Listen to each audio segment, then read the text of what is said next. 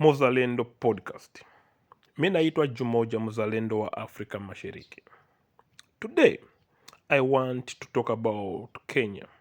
Its leadership problem. Kenya has faced a leadership problem since independence, and the problem is getting worse every year. It seems Kenya is voting more corrupt leaders. And I'll start with this. Kenya votes leaders they want, not leaders they need. Kenyans, again, the people that are capable to lead Kenya can't run for presidency and win. Because in Kenya, to win or become president in Kenya, you have to be from two tribes, a Kikuyu or the Kalenjin. So, capable leaders, for example, from the Luo, from the Turkana, from the Kisi, from the Borana, to mention a few, from the Masai, can't run for presidency even if they are capable because they won't be voted. So the capable leaders in Kenya decide not to run for presidency. That's where the leadership comes from. Imagine Ruto lied to Kenyans that I'll make you a hustle nation. And people listened to his political lies. And that's why Kenya is doomed right now.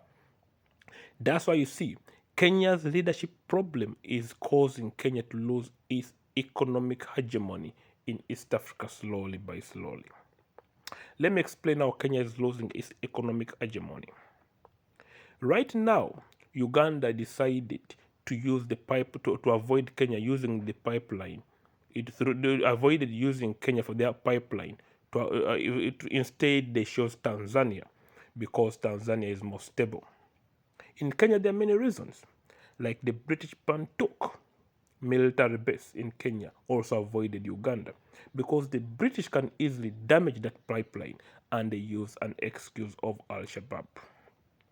Right now, Ethiopia wants to avoid Kenya Lamu port. They want to use Somaliland because of the instability. Again, the British Bantu port is against Somalia. If Somalia, for example, wants to build a pipeline to bring their oil, the British can easily damage it and say it's Al-Shabaab.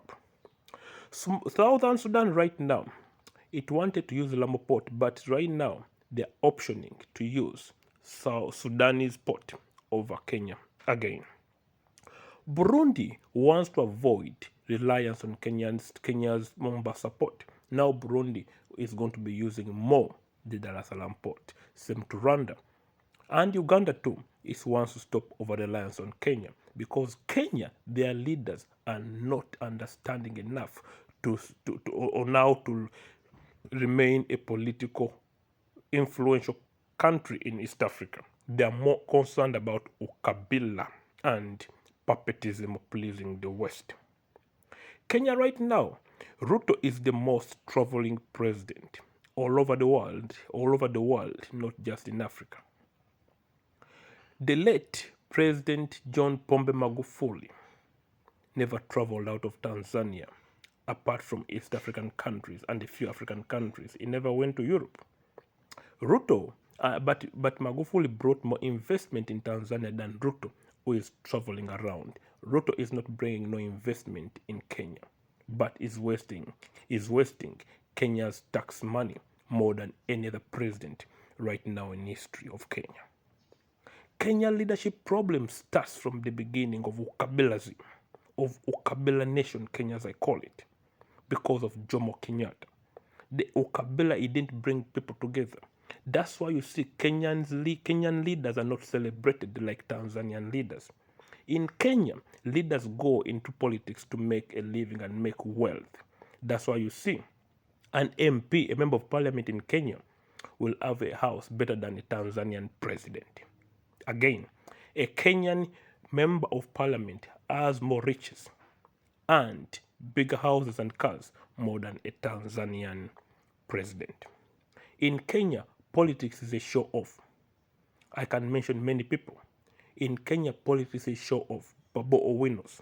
You mention people like Joe or Joho or whatever.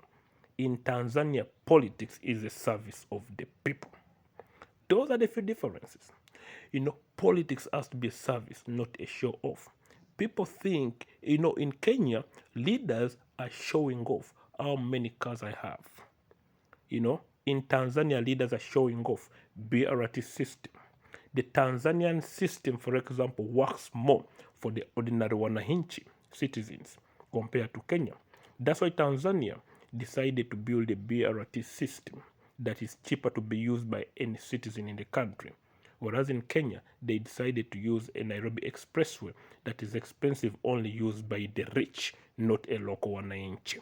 So the local wananchi in Kenya still struggle with traffic, while the local wananchi in Tanzania, they don't struggle with traffic because the BRT system is for the local wananchi.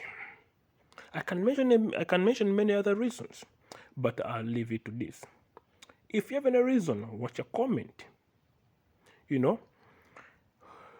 na like na subscribe. Asante sana, kwa heri.